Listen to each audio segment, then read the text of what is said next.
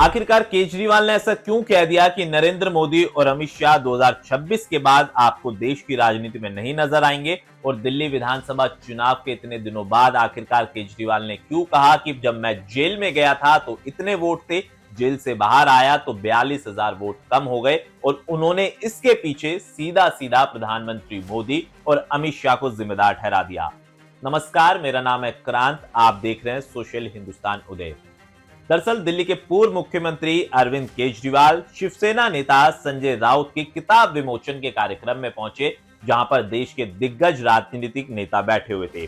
कपिल सिब्बल भी वहां मौजूद थे, अरविंद केजरीवाल भी थे और ये सभी नेता एक मंच पर मौजूद थे। लेकिन जब माइक अरविंद केजरीवाल के पास आया और केजरीवाल को कहा कि आप कुछ बोलिए, दो शब्दों में अपनी बात रखे और देश की राजनीति पे अपना प्रभाव डालिए, तो केजरीवाल ने साफ तौर से नरेंद्र मोदी, प्रधानमंत्री और गृह मंत्री अमित शाह को कटघरे में खड़ा कर दिया और कहा कि इन दोनों की जोड़ी अब पहले की तरह वो जादू, वो पॉपुलैरिटी नहीं रही है, क्योंकि लोग 2014 में नरेंद्र मोदी और अमित शाह को काफी पसंद करते थे। इन दोनों नेताओं से देश को काफी उम्मीदें भी थी। लेकिन अब जब जनता को पता चल गया कि ये सिर्फ और सिर्फ झूठ का खेल खेलते हैं, वो चोरी करके सरकार बनाते हैं, और अरविंद केजरीवाल ने साफ तौर पर कहा कि अब 2026 इनका आखिरी साल है, यानी कि देश की राजनीति से 2026 के अंत में मोदी और अमित शाह दोनों ही गायब हो जाएंगे।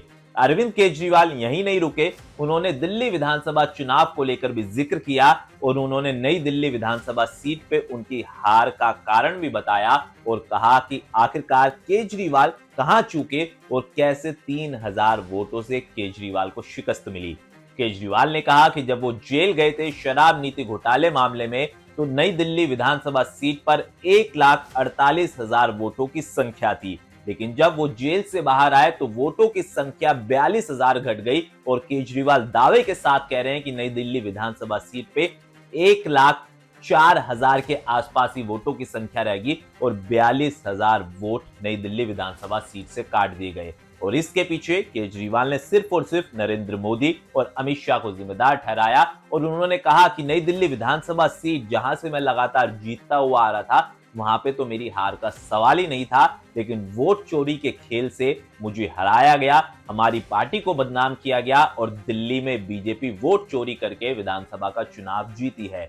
हालांकि केजरीवाल ये दावे पहली बार नहीं कर रहे हैं, इससे पहले भी केजरीवाल कई बार वोट चोरी को लेके और नई दिल्ली विधानसभा सीट पे अपनी हार को लेके बीजेपी पर निशाना साधते हुए आए हैं। लेकिन अरविंद केजरीवाल के इस बयान को लेकर बीजेपी ने साफ तौर पर कहा कि अगर आप 15 साल दिल्ली में काम करते तो शायद दिल्ली की जनता आपको वोट देती। लेकिन प्रवेश वर्मा से 3,000 वोट से नई दिल्ली सीट से हारने के बाद केजरीवाल का दर्द छलका है। लेकिन क्या नरेंद्र मोदी, अमित शाह इन सब ने मिलकर दिल्ली के अंदर खेल किया या वाकई में दिल्ली की जनता ने अरविंद केजरीवाल को इस बार नकार दिया? आपको क्या लगता है? कमेंट में अपनी राय बताइएगा। अगर आपको ये वीडियो हमारा पसंद आया हो तो हमारे चैनल को सब्सक्राइब कीजिए। बहुत बहुत धन्यवाद।